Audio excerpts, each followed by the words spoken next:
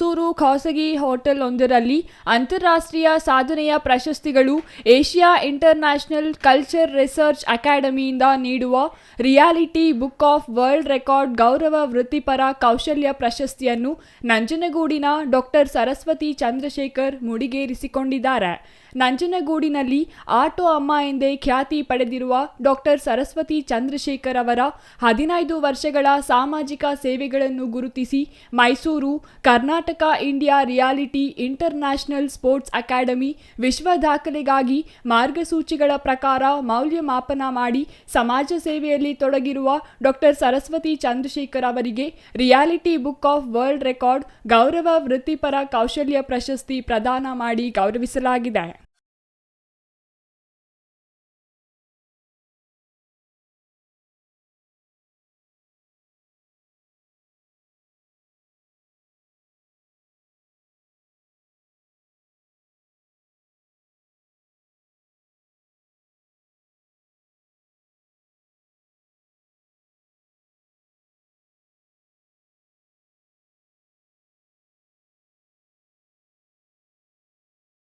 ಹೆಸರು ಡಾಕ್ಟರ್ ಸರಸ್ವತಿ ಚಂದ್ರಶೇಖರ್ ಅಂತೇಳಿ ನಂಜನಗೂಡಿಂದ ನಾನು ಹೊಸೂರಿಗೂ ಬಂದಿದ್ದೀನಿ.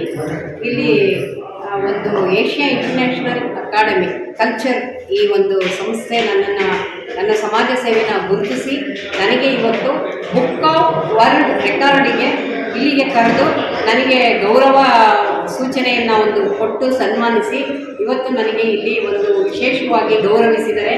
ಇದಕ್ಕೆಲ್ಲ ಕಾರಣರಾಗಿರೋದು ನನ್ನ ಕುಟುಂಬ ಹಾಗೂ ನನ್ನ ಮಕ್ಕಳು, ನನ್ನ ಅಳಿಯ ಮತ್ತು ನನ್ನ ಆಟೋ ಚಾಲಕರು. ಈ ಆಟೋ ಚಾಲಕರು ಇಲ್ಲೇ ಹೋಗಿದ್ರೆ ನಾನು ಇವತ್ತು ಡಾಕ್ಟರೇಟ್ ಆಗಲಿ ಇದನ್ನಾಗಲಿ ತಗೊಳಕ್ಕಾಗ್ತಾ ಇರಲಿಲ್ಲ. ಮತ್ತು ಈ ಒಂದು ಪ್ರಶಸ್ತಿಗೆ ಕಾರಣರಾಗಿರುವುದು ನನ್ನ ಸ್ನೇಹಿತೆ ನಾಗರತ್ನ ಶಿವಮೊಗ್ಗ.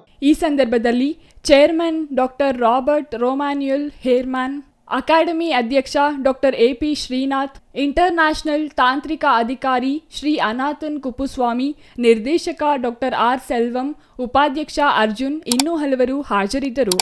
Kumar, CTV news, Nanjangud.